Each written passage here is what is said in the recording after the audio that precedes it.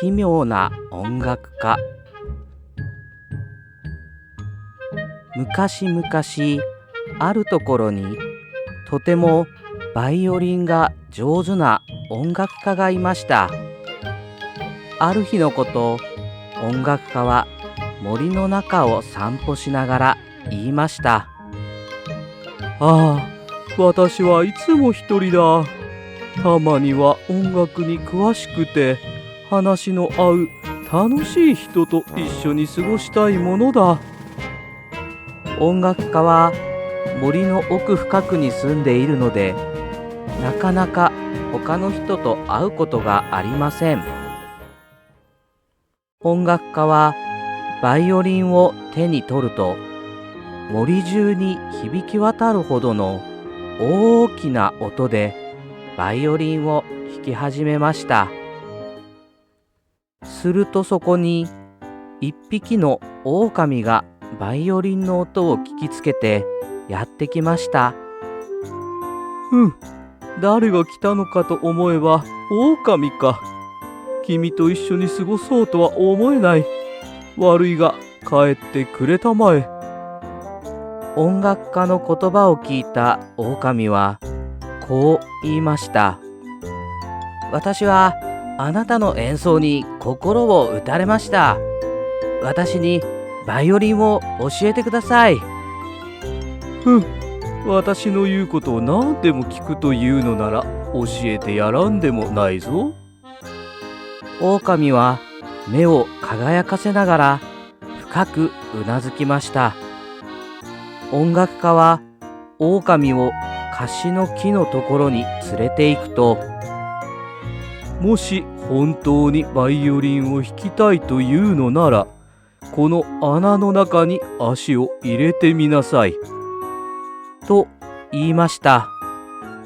狼が音楽家の言う通りに穴の中に足を入れると、その上に大きな石を置いて狼を置いていってしまいました。少し離れたところで音楽家はバイオリンを弾きました。すると今度は一匹の狐がやってきました。あなたの演奏は素晴らしい。私にバイオリンを教えてください。よし、それではちょっとその木に登ってみなさい。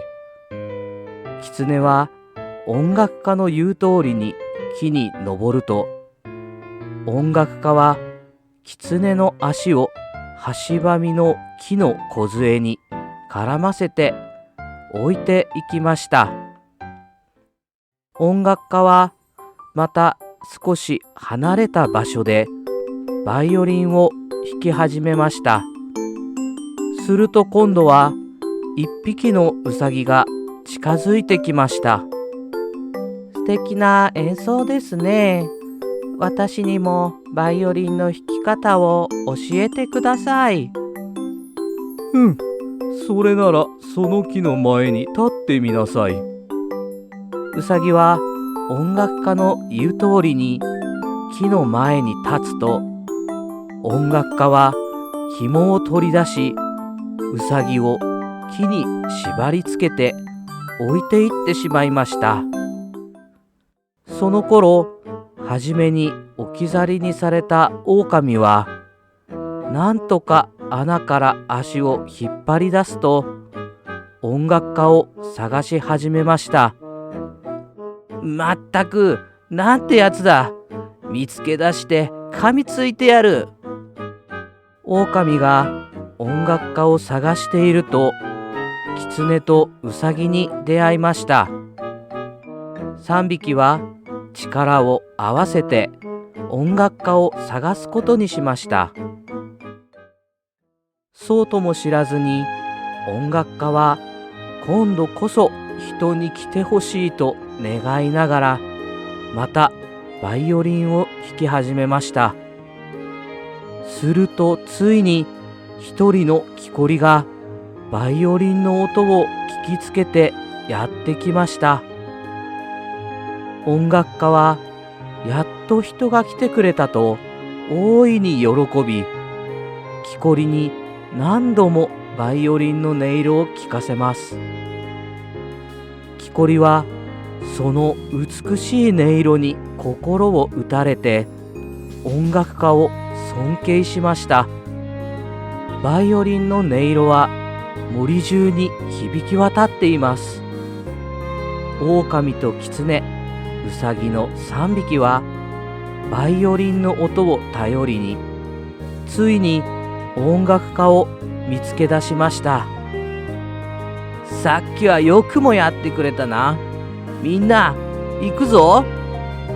狼の合図で音楽家に襲いかかろうとしたその時、木こりが斧を持って音楽家をかばうように立ちはだかりました。